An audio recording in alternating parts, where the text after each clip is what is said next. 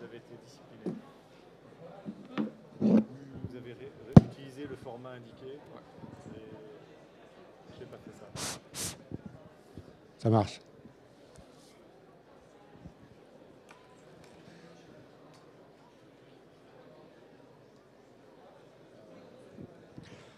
Messieurs, dames, bonjour. Nous allons commencer cette conférence pour vous présenter ce que dans les PME on peut avoir comme bonus sur la mise en place de systèmes de gestion du cycle de vie de l'information. Alors, je me présente, je suis Gérald Favre et j'apporte une connaissance sur la GED, sur le workflow, en termes de conseils. Mes collègues autour de la table sont des intégrateurs de solutions de gestion documentaire, donc M. Thierry Ivard, qui est directeur des opérations, et la société Eric Archive, qui est représentée par Madame Saunier, qui est utilisatrice de la solution de l'entreprise, l'éditeur de logiciels de GED, Eric Archive. Donc, je vais donner la main à Madame Saunier pour qu'il nous fasse sa présentation, et Monsieur j'y arrivé moi, et Monsieur Paillard. Oui, bonjour. On entend là ? Ouais. Bonjour, donc Annick Saunier, directrice générale de la société Rhône-Alpes Savoie Expertise, qui est une société donc d'expertise en construction qui est une société d'expertise en construction sur la région Rhône-Alpes. Donc nous sommes à peu près 35 personnes et nous travaillons pratiquement qu'avec du papier et de la matière grise. Donc en 2004, nous avons décidé de passer le cap et de passer directement en gestion électronique de documents, de tous nos documents, en sachant que nous devons garder nos documents entre 12 ans et 30 ans, voire 30 ans. Donc ce sont des documents chantiers, donc souvent ce sont l'ensemble des documents nécessaires à la création et à la construction de promotion immobilière, quelle qu'elle soit. Donc ça fait tout de suite beaucoup de papier. On peut dire 4, 5, 6, 7 boîtes d'archives pour juste une opération. Et cette opération, bien pendant 10 ans, on a des déclarations de sinistre dessus. Donc quand on multiplie par X déclarations, X promotions, on se retrouve à peu près par an aujourd'hui avec 5000 dossiers. On a commencé en 2004, donc on avait à peu près 2500 dossiers. 2500 dossiers, donc c'est à peu près 30 à 40 à 50 000 feuilles que l'on reçoit par an. Donc voilà, donc on a décidé de régler ça par une solution qui nous semble, nous, intelligente, à savoir un classement intelligent, dossier par dossier, et afin de pouvoir tout retrouver. Donc aujourd'hui, on a passé le pas il y a 2 ans sur la liaison entre la gestion électronique des documents avec notre applicatif métier. C'est bon ? Ok, donc bonjour, Étienne Paillard, je suis le directeur général de Eric Archivage, qui est un éditeur de logiciels dans le domaine de la dématérialisation et de la GED. La société a 30 ans d'âge, donc un historique relativement conséquent dans la gestion documentaire, avec une histoire basée sur l'innovation autour du document, puisque la société avait déposé des brevets autour de la microfiche, il y a longtemps de ça évidemment. La société a ensuite suivi son marché, la technologie, et a développé la GED dite multigeste, c'est le nom du produit, dans les années 90. On est aujourd'hui à une version 8.5 du produit, donc a largement évolué par rapport aux premières versions. Une version full web, etc. J'en parlerai un petit peu plus tard. Et on a une utilisation du produit chez 1 millier de clients à peu près depuis son déploiement. On est également distributeur de scanners professionnels de marque Canon principalement. C'est bon de le noter au sens où c'est un petit peu l'ADN de la société que d'être lié au papier, puisque beaucoup de problématiques finalement de gestion de documents démarrent avec une problématique papier. C'est assez le cas de RAS, comme Madame Saunier l'a expliqué, une grosse masse de documents qui oblige finalement un certain nombre d'organisations à dématérialiser et à passer à la GED. Je passerai rapidement. Donc, comme je vous disais, on a à peu près 1000 clients qui utilisent aujourd'hui Multigest dans tous les domaines, puisque notre GED est agnostique en termes d'utilisation, aussi bien dans le domaine public que dans le domaine privé. Dans le domaine public, on est très présent, en particulier sur les conseils généraux, puisqu'on est déployé sur la moitié des départements français. Et puis dans le domaine privé, tout type d'organisation, dans le domaine que ce soit du transport, de l'industrie, de l'assurance, dans la banque, etc. Voilà. Je prends la parole pour le contexte du projet.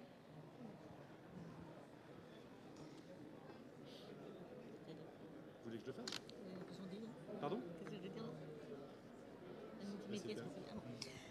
Donc en 2007, on a commencé donc à...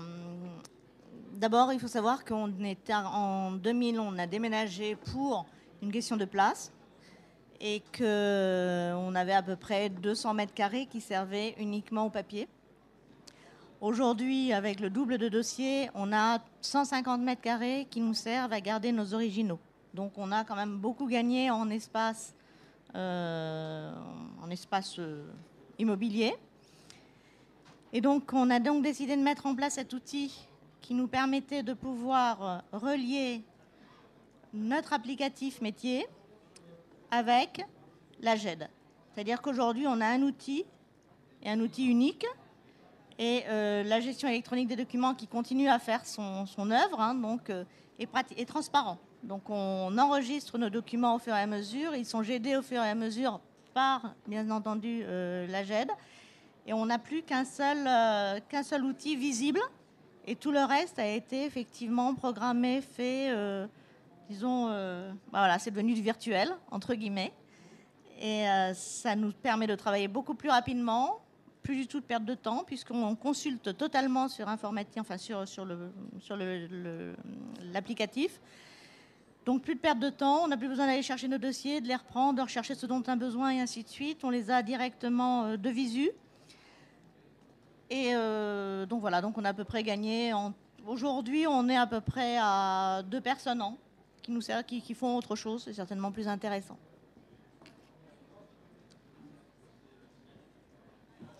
Donc, en quoi Multigest était bien adapté par rapport à l'utilisation que souhaitait en faire RAS?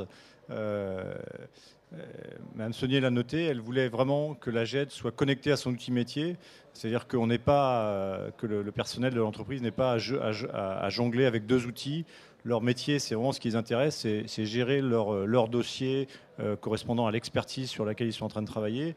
Le document est très important, c'est un document juridique, etc. Mais il n'est qu'en support de l'application métier.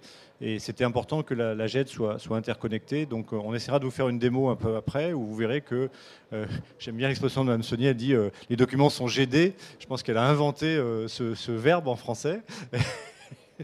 C'est assez sympa.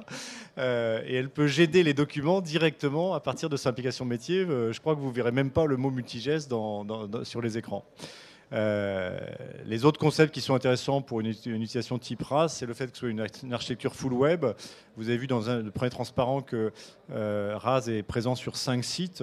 Donc le déploiement d'une application de type Multigest est facilité par cette architecture. Finalement, les documents sont consultables de partout dès que vous avez un poste connecté à Internet. J'en ai parlé tout à l'heure, on est nativement compatible avec la dématérialisation. C'était important dans le cadre de ce projet puisque la masse de papier impliquée était importante. Donc du fait de notre historique, vous le verriez si on démontrait le produit, on peut scanner directement dans le plan de classement. On a pas mal d'outils type CodeBar, type LAD, etc. qui permettent d'intégrer directement le document papier dans la GED. Et évidemment, on gère tout ce qui est habilitation. On a une granulométrie assez fine sur le niveau d'habilitation qui permettent de se caler sur quasiment n'importe quelle organisation. On est capable après un audit minimal, de venir, encore une fois, se coller à une organisation à peu près quelle qu'elle soit. Le produit, c'est important pour une TPE. Je pense qu'il ne faut pas avoir d'usine à gaz. Le produit est reconnu pour son ergonomie et sa simplicité d'utilisation. Je crois que c'est quelque chose qui marque quand on fait une démo. En général, les prospects reconnaissent cette qualité à notre produit et ça s'est encore confirmé là pendant ces 2 jours. Et une des raisons de cette ergonomie et cette simplicité, c'est que finalement, virtuellement, on reproduit l'organisation que les gens sont habitués à avoir dans le domaine physique, de l'armoire, du dossier, du sous-dossier. Ils retrouvent ça visuellement dans notre produit. C'est simple à dire, mais bon, il y a un petit peu de technique derrière qui fait que ça marche bien et qu'on peut retrouver tout ce qu'on veut, bien qu'on ait une architecture finalement apparemment arborescente, mais qui finalement ne l'est pas. Et le dernier point sur cette simplicité et le fait qu'on puisse se caler à n'importe quelle organisation, c'est qu'on a différents types de plans de classement qui permettent de s'adapter aux différentes demandes sur le marché. Vous voulez reprendre les objectifs? On les a vus, non? Vous voulez reprendre? Non, bon. Donc quand on avait travaillé avec Raz, les objectifs qui nous avaient été assignés, c'était un objectif d'efficacité. Hein, on ne fait pas de la dématérialisation uniquement pour faire joli. Donc Raz souhaitait accélérer la recherche de dossiers. On a parlé tout à l'heure de la croissance, hein, de 2000 à 4000 dossiers ou plus, et ça devenait un problème plus important. Il y avait un souci de transmission en interne vers les différents sites de l'entreprise et puis vers les partenaires extérieurs. C'était un point important. Vous imaginez bien que des dossiers de plusieurs dizaines, voire centaines de pages, hein, je crois que ça existe, quand il faut les envoyer par papier, ça pose des problèmes. Un problème de réduction de coûts, ça c'est le principe d'une TPE, on n'a pas des ressources infinies et on est à la recherche de réduction de coûts ou en tout cas de maintien des coûts pour un service ou pour une croissance à laquelle on doit faire face. Donc diminution du stockage papier, diminution des temps de recherche et diminution de tout ce qui est photocopie finalement. Et puis, même si c'est plutôt quelque chose qu'on voit après coup, mais moi je m'en suis aperçu en parlant avec Mme Saunier, puis en consultant un petit peu leur site, etc. Il y a quand même une volonté dans la société Raz d'être un petit peu en avance et de donner à ses clients une image technologique. Et la GED a permis de le faire. Et avant qu'on entre dans cette salle, Mme Saunier me parlait qu'elle était chez des partenaires ce matin et elle s'arrachait les cheveux parce qu'elle avait l'impression d'être vraiment en avance sur ses partenaires pour qui un échange de dossiers était quelque chose de très compliqué alors qu'elle peut le faire d'un seul clic de souris, quoi. Et je pense que ça fait partie également de... Ah, je ne sais pas si vous avez votre... Ça faisait partie un petit peu des critères de choix, en tout cas dans la mise en place d'une GED assez tôt dans la vie de l'organisation.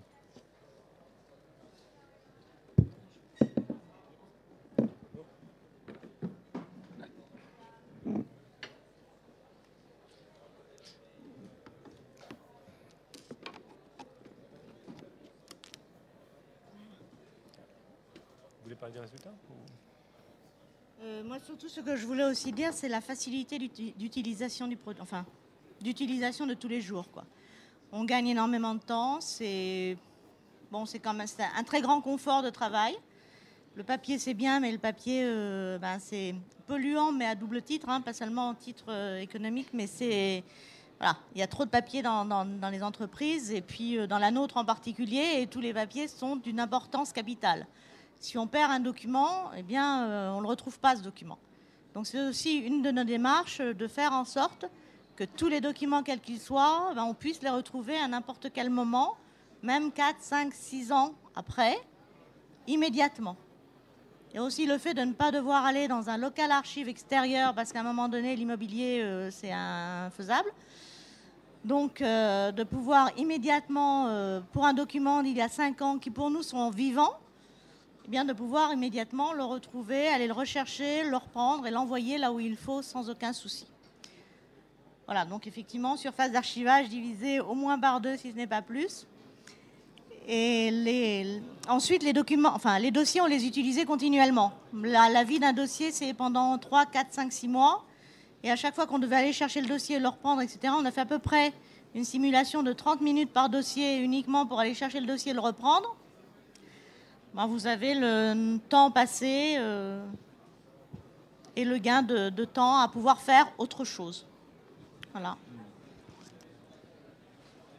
Moi, j'étais impressionné par les chiffres que Madame Sonnet m'a donnés, parce qu'on parle toujours quels sont les avantages, les réductions de coûts, etc. Et quand elle m'a annoncé ces chiffres, j'en croyais pas mes yeux, quoi. C'est effectivement une bonne demi-heure par dossier, quand vous multipliez, etc. C'est finalement un poste à l'échelle d'une entreprise comme RAS, enfin de n'importe quel TPE, c'est quand même très, très, très important. Et assez naturellement, on a pu chiffrer ça de la façon dont on la donne ici. Ce qui est, à mon avis, assez rare, mais vraiment, on sent bien dans les chiffres l'efficacité d'un outil comme ça. Je vous laisse. Alors effectivement, les écueils que nous avons rencontrés dernièrement en plus, l'accès Internet dans certaines grandes villes de France, où on arrive en bout de ligne et il n'y a plus d'Internet, dans des zones d'activité, pour ne pas la nommer Lyon. Et donc, on a dû faire effectivement venir une ligne spécialisée pour pouvoir que notre agence de Lyon puisse avoir la même connexion que les autres. Bon, ça, c'est le souci qu'on a trouvé dans certaines villes. Alors, attention, quand vous êtes à un endroit, il faut bien faire attention qu'on ne soit pas en bout de ligne. En bout de ligne, on n'a plus de ligne. Voilà. Quand on a... Quand on a de gros dossiers, c'est-à-dire qu'on a effectivement des dossiers d'un volume assez important, de 400-500 pages, quand on doit les consulter et les étudier, c'est un petit peu je dirais le point faible du produit. La solution, c'est 2 écrans. Et de plus en plus, on se retrouve souvent avec 2 écrans. Ce qui fait qu'on peut lire d'un écran à un autre. On n'a plus besoin effectivement de sortir ces 400 ou 500 pages. C'est pas, enfin, sortir à l'impression. Et donc là, effectivement, il est plus facile de sortir exceptionnellement un dossier en impression plutôt qu'en lecture écran. Bon, depuis le temps, donc ça fait donc depuis 2004, donc bientôt 8 ans maintenant, le but, c'est effectivement que l'on sorte vraiment quand c'est nécessaire. On doit savoir travailler autrement aujourd'hui, enfin, à notre niveau, à nous en tout cas. Voilà.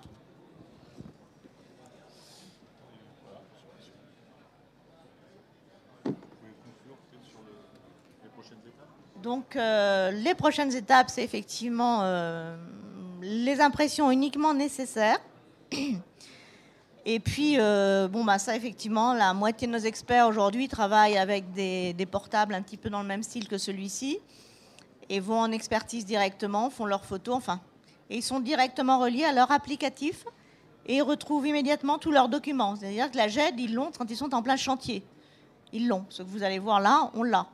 Donc tous les documents qu'ils ont reçus, tous leurs courriers, toutes leurs pièces écrites, ainsi de suite, même s'ils sont en pleine expertise, ils peuvent justement voir quels sont les documents dont ils ont besoin, ne pas perdre de temps, les demander directement aux intervenants présents. Et ça leur fait également encore gagner du temps sur leur métier, qui est aussi important, plutôt que de passer son temps au téléphone à demander des documents à droite à gauche. Ils demandent sur place et ils gagnent pas mal de temps sur leur expertise et en faisant, disons, leur travail propre, qui est leur métier d'expert en construction.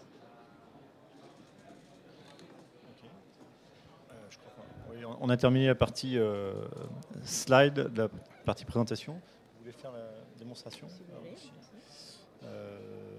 C'est celui-là. Voilà. Donc, on va essayer de vous montrer la partie logiciel métier, donc de la société RAS, avec. On va essayer de GD un document, peut-être, je ne sais pas. Ah non, on ne peut pas le GD. On ne peut pas GD. On peut pas GD. Non, parce que j'ai pas le. Je suis désolée. J'ai pas le scan avec moi. Bien sûr, bien sûr. On peut aller en chercher un sur un stand, remarquez. Donc, je vais vous prendre n'importe quel dossier de cette année. Tout simplement. Je vais mettre dessus. Voilà. Donc, vous avez un document. Ce document, nous allons aller directement. Donc, nous avons reçu une mission. Il est petit ce truc. Hein. Bon, pas grave. On va faire. Ouais. Oui, mais c'est la même chose, c'est que l'écran est trop étroit. Ouais, c'est pour ça. Donc là, on est sur un truc que vous ne voyez pas qui s'appelle la médiathèque. Parce que voilà, je sais ce que je vais faire. Normalement, ça commence à faire. J'essaye d'agrandir ce côté d'écran. Bon, j'arrive pas. Donc là-dessus, nous avons reçu des documents. Donc ce document-là, vous le voyez immédiatement à l'écran, il arrive, c'est celui qui a été GD. Nous sommes donc sur la mission que nous avons reçue de la MMA. Voilà. Et là-dessus, vous avez toutes les pages. Donc, voilà. On défile toutes les pages, les gens peuvent regarder, faire ce qu'ils ont fait. C'est ce qu'on a dû recevoir ce matin, ou bon, je sais pas longtemps en tout cas. La production de nos dossiers sont également là, donc ça on peut les voir, mais ça, voilà. Et puis, c'est pas évident de sortir là-dessus. Donc par notre, nous sommes sur une autre page. Donc là, nous sommes directement sur le dossier qui va durer 10 ans. Et à partir de ce moment-là, on retourne dans les documents. On a reçu des pièces, elles ont été GD. On accède à la GED et on les visualise. Ah, il y a un petit problème. Normalement, on devrait les visualiser immédiatement. Donc voilà, en gros, c'est complètement transparent. Comme vous avez vu, le document qu'on a reçu qui est de l'extérieur, donc c'est immédiat, c'est excessivement rapide et c'est tout de suite classé. Après, c'est la sauvegarde des documents qui fait que on peut avoir 2, 3 serveurs de sauvegarde, mais ça après c'est une question d'organisation de l'entreprise pour la sauvegarde de la GED. Il faut mettre le micro comme ça. Bon, d'accord. Voilà. Donc voilà, c'était pour la sauvegarde de la GED. Donc après, ça c'est une question de gestion de l'entreprise. Je sais pas ce que j'ai fait. J'ai fait quelque chose. Est-ce qu'il y a des questions dans la salle par rapport à la mise en œuvre de cette application et d'interfaçage direct entre une application métier et un système de GED? Moi, j'ai une question à poser, c'est en combien de temps avez-vous mis pour mettre en place cette application GED intégrée à l'application métier? La première application GED, donc, elle a été faite immédiatement en 2004. Ça a duré 2 mois, quoi, le temps de réfléchir au classement. Ça, une réflexion complète en relation avec Eric Archivage. Donc, qu'est-ce qu'on voulait, nous, et comment on voulait que ce soit classé pour retrouver nos dossiers et nos papiers métiers, toujours. Ensuite, la relation avec l'applicatif RAS 2007 aujourd'hui, c'est fait pareil immédiatement. C'est-à-dire que l'applicatif a mis à peu près 6 mois pour être totalement écrit, revu complètement. Et la GED a suivi en même temps. C'est obligatoirement ensemble. Ça ne peut pas être séparément. Donc voilà, la GED existant déjà, ça n'a pas été très difficile de pouvoir transférer directement. C'est des délais classiques pour une petite entreprise. Je dirais 1 à 2 mois pour une mise en place de GED, suivant le degré de maturité du projet dans l'entreprise. C'est pas anormal. On parlait hier dans une organisation plus large, type d'un département, 4 à 5 mois, c'est des choses qu'on sait faire couramment, quoi.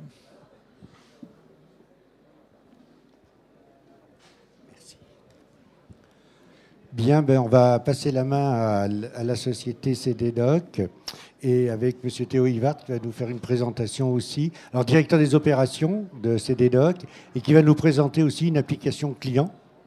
Voilà, à vous. Écoutez, bonjour à tous.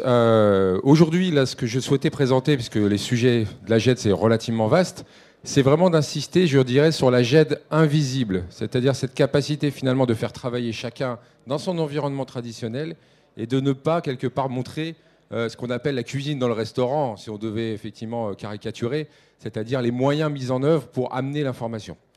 Donc aujourd'hui, on pourrait voir plusieurs études de cas. J'ai choisi vraiment un courtier en assurance type PME. Alors aujourd'hui, on est assez spécialisé, on fait de la TPE, PME, grand compte. Donc excusez-moi, ça a été un petit peu rapide. Voilà. On a 3 grands métiers. On fait de l'audit à l'accompagnement du changement numérique, depuis 15-16 ans bien sûr. Deuxième métier, la reprise de fonds documentaires, papier et numérique avec des documentalistes spécialisés. Et la troisième, nous sommes un intégrateur de plusieurs technologies, dont celle qu'on va parler aujourd'hui, qui est DocuWare, éditeur de taille mondiale, qui vise essentiellement le marché des PME. Voilà. Très présent aux États-Unis, puisque comme vous le voyez sur le schéma suivant, 50% du chiffre d'affaires a été fait aux États-Unis. Et aujourd'hui, cette application elle a un intérêt, c'est effectivement son TCO, c'est-à-dire son coût de possession, qui est relativement bas par rapport effectivement à son utilité. Je ne veux pas trop insister sur les chiffres. Aujourd'hui, CDDoc, c'est un des 600 intégrateurs. Voilà, ça c'est important.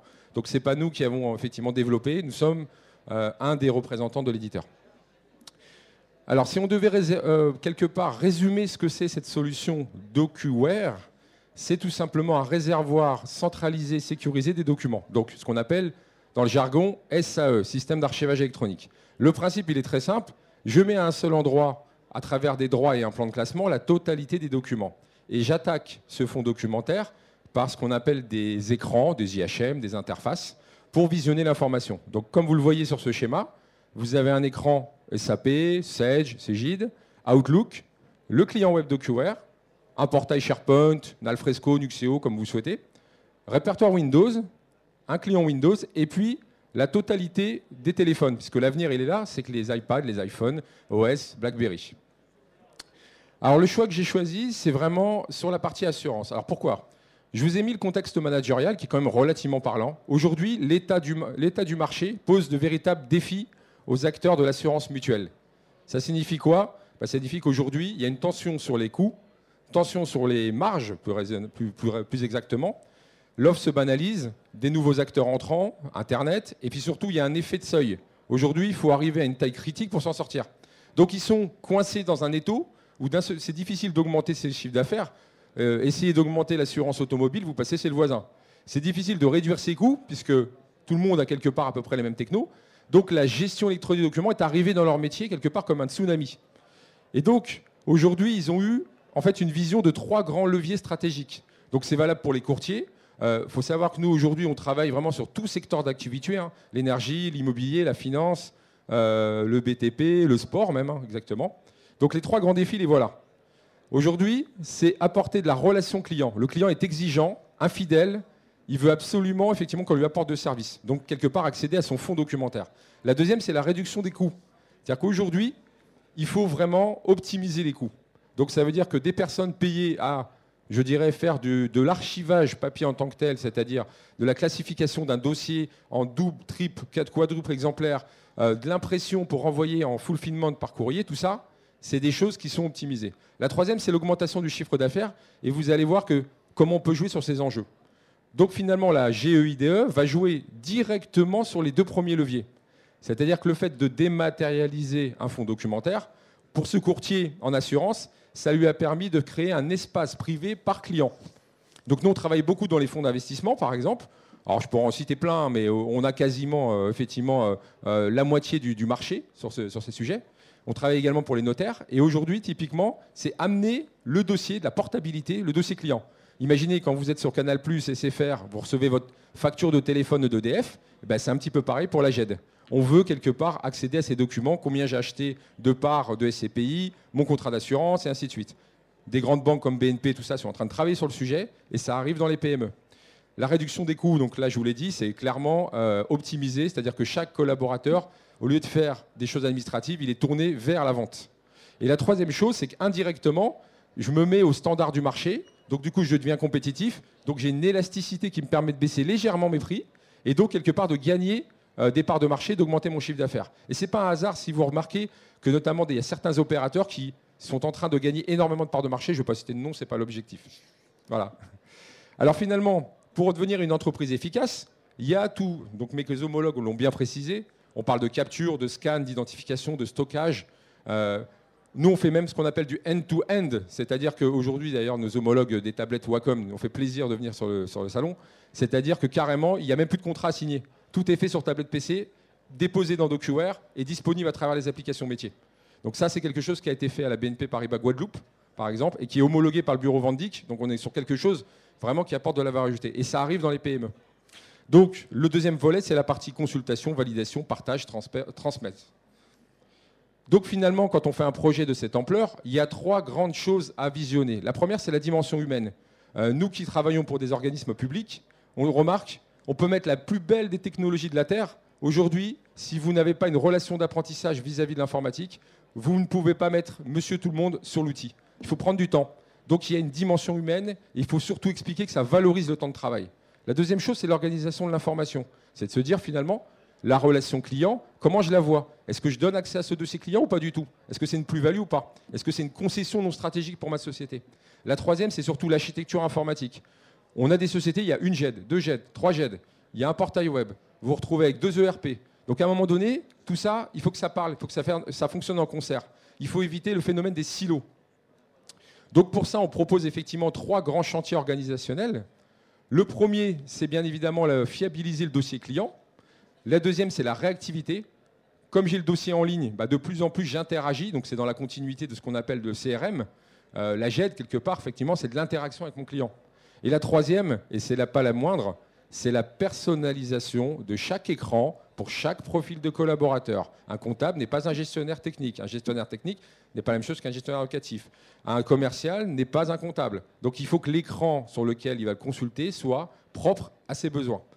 Et puis bon, je vais passer tout généralement ce qu'on retrouve dans tout projet de démat, l'interaction, la sécurité, la confiance en l'outil, la productivité. Donc je vais vous donner quelques exemples. Alors la démo sur notre stand, vous pourrez venir sans problème, on peut vous en faire autant que vous voulez. Sur les stands des autres partenaires également, puisqu'il y a Avantim, il y a DocuWare, il y a Abi, FlexiCapture, et puis il y a les tablettes Wacom. Donc il y a 4 stands. Aujourd'hui, là, je vous ai donné l'exemple, c'est que vous voyez 2 sites internet qui sont ici, c'est l'UNEP, l'Union nationale d'épargne et de prévoyance et patrimoine. Donc par rapport à ça, l'UNEP avait un portail en WordPress, Drupal ou Alfresco, peu importe, la techno. Leur objectif, c'était de mettre une solution d'archivage électronique. Je capture tout ce qui entre, je le mets dans cette zone autonome d'archivage et j'y accède soit par le portail, soit par le CRM, soit par un intranet. Donc là, la partie que je montre, c'est celle-ci. Donc là, ici, l'intranet BPM, c'est tout le workflow graphique, toutes ces choses-là. Pareil, Avantim, vous avez leur stand, vous pourrez voir. Pareil pour Microsoft. Par rapport à ces éléments, le plus important de tout ça, c'est l'interopérabilité, c'est-à-dire la capacité que cette solution de QR, finalement, il ne faut pas la voir. Je vais la voir à travers Microsoft Dynamics, je vais la voir à travers Sage, je vais la voir à travers mon portail. Et donc tout ça, là vous avez l'exemple, c'est la copie d'écran de l'espace client de l'UNEP, dans lequel vous avez un espace ici qui est tout simplement, on appelle ça dans le jargon iframe, c'est-à-dire la capacité de faire apparaître une solution, enfin une application à travers une fenêtre. Donc c'est ça qui est intéressant, c'est-à-dire qu'on peut poser une appli dans une autre appli, pour résumer. Et donc, quand vous cliquez à l'intérieur, vous arrivez sur un formulaire. Ce formulaire, en réalité, c'est DocuWare. C'est en fait tout le travail de ce que l'on fait au quotidien, c'est d'intégrer dans un portail web une autre techno qui, a priori, n'est pas tout à fait sur la même architecture.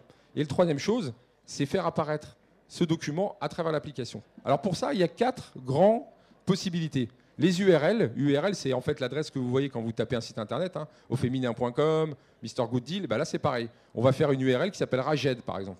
Et donc, quand je vais cliquer sur ce bouton, ça va me ramener sur le portail. La deuxième, ce sont les web services et les web parts. C'est du fenêtrage et ça va m'appeler des fonctions. Vous êtes très habitué à ce genre de choses quand vous utilisez Apple. Vous appuyez sur une fenêtre, quelque chose, et ça s'ouvre. La troisième, c'est les iframes, donc c'est le fenêtrage. Et le quatrième, quelque chose qui va probablement dans les PME révolutionner dans les années à venir, c'est ce qu'on appelle le Smart Connect, une connexion intelligente qui va en fait se poser en 3 minutes, j'ai bien en 3 minutes, sur n'importe quelle application métier, du moment que vous êtes sur un poste Windows, et c'est vous qui paramétrez votre bouton. Et ce bouton, qu'est-ce qu'il emporte? Il emporte le plan de classement, les droits utilisateurs, et il va lire une zone que vous avez choisie. Donc pour résumer, là, on a un écran, par exemple, des SAP. Alors, je vous ai mis beaucoup SAP, mais j'aurais pu mettre le Sage ou Cegid. Sur cet écran, en fait, on a choisi de poser un petit bouton, là, en quelques minutes, sans toucher aux bases de données, sans toucher à l'application. Et puis, je vous donne le prix, allez, 1560 € vaut ce module.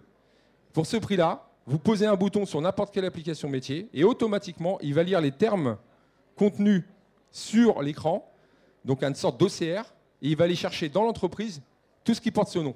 Donc, s'il y a marqué, par exemple, UNEP, il va chercher tous les documents dans l'entreprise qui s'appelle UNEP. Et il vous affiche une liste de résultats. Et tout ça pour un prix modique. Avant, c'était des choses qu'il fallait extrêmement coûteuses. Aujourd'hui, c'est accessible. On parle en milliers d'euros, on ne parle pas en centaines de milliers d'euros, donc c'est ça qui est intéressant.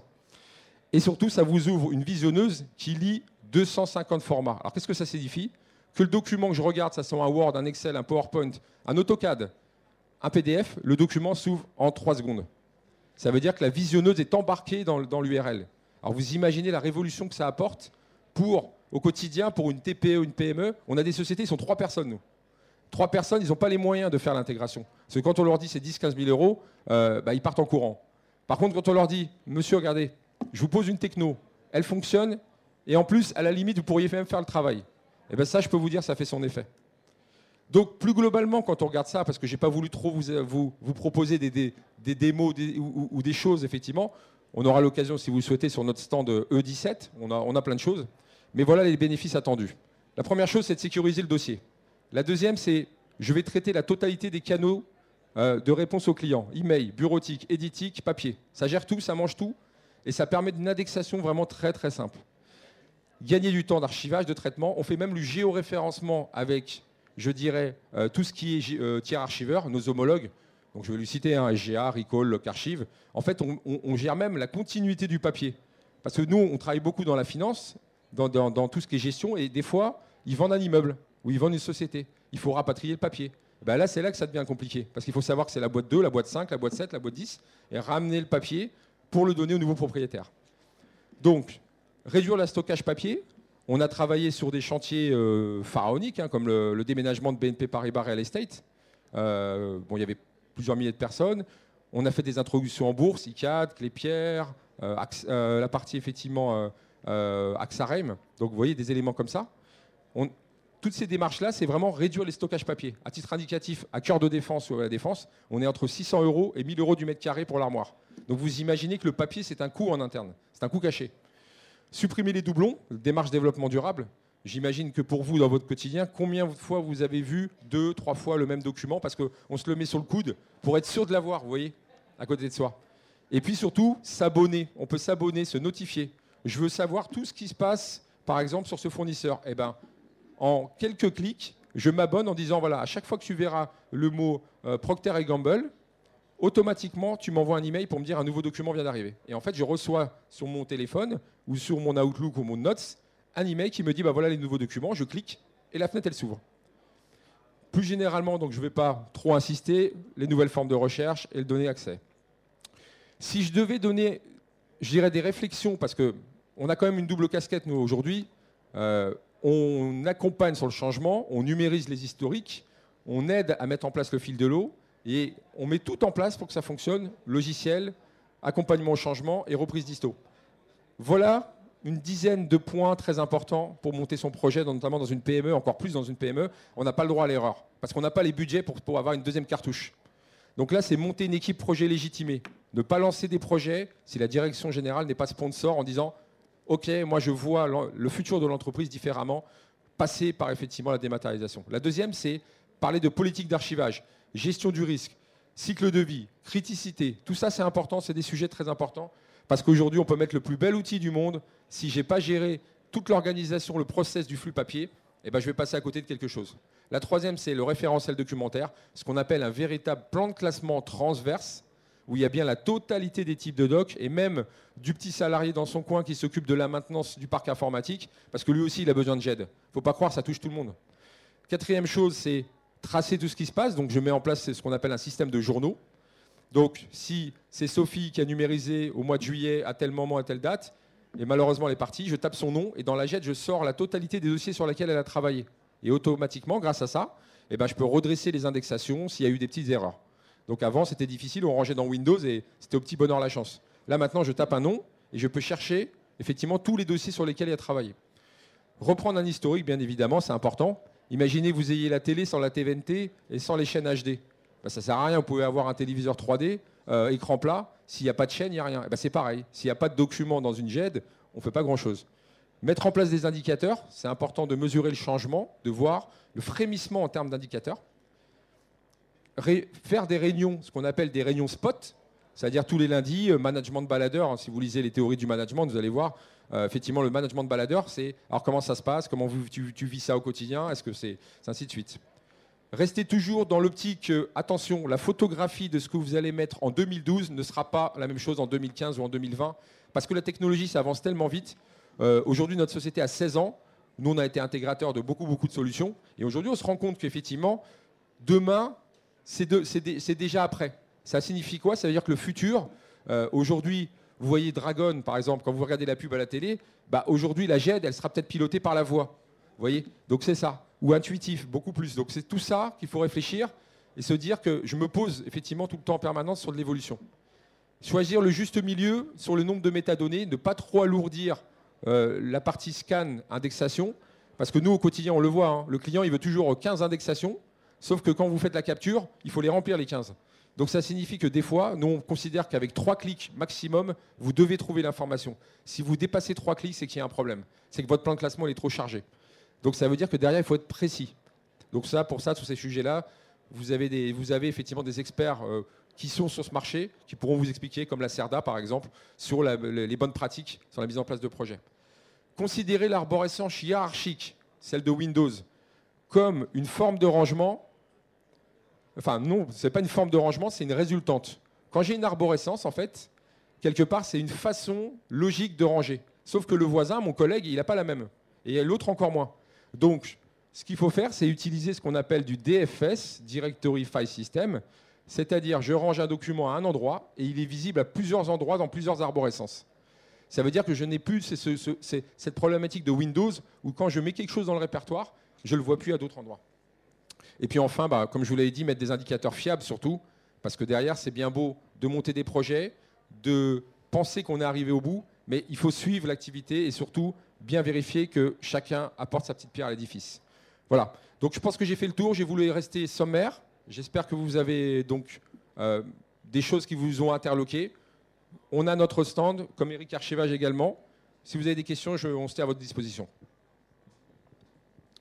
Oui, est-ce que dans la salle, il y a des questions sur cette présentation moi, l'expérience que j'ai dans ce monde depuis à peu près une quinzaine d'années fait aussi qu'il faut être à l'écoute des évolutions des outils, mais que de plus en plus, les gens n'acceptent plus d'attendre. Vous appelez votre assureur, s'il vous dit « rappelez-moi dans une demi-heure, j'aurai votre dossier », c'est pas la peine. Si l'un des agents dans l'entreprise veut avoir une information et qu'il doit demander à 3 personnes pour y arriver, et enfin qu'on lui dise « ah attends, bouge pas, c'est aux archives », alors tu fais une demande pour sortir des archives, ça ne marche pas. Aujourd'hui, les gens veulent avoir l'information tout de suite. Donc, et qu'on soit en PME, en grande entreprise, je dirais c'est un peu différent parce que la grande entreprise, elle a plus ou moins les moyens de pouvoir pallier à ce genre de problème. Mais j'ai travaillé, moi, pour une petite assurance de combien 80 personnes. J'ai demandé s'il n'y avait pas une prime d'usure de godasse chez eux. Parce que les gens, c'était le coup de téléphone.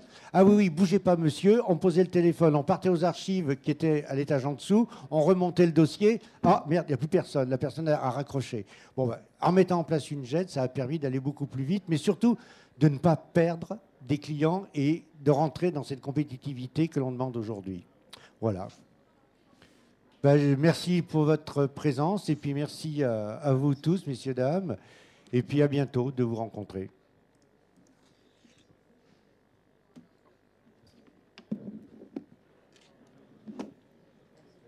C'est pas mal votre truc.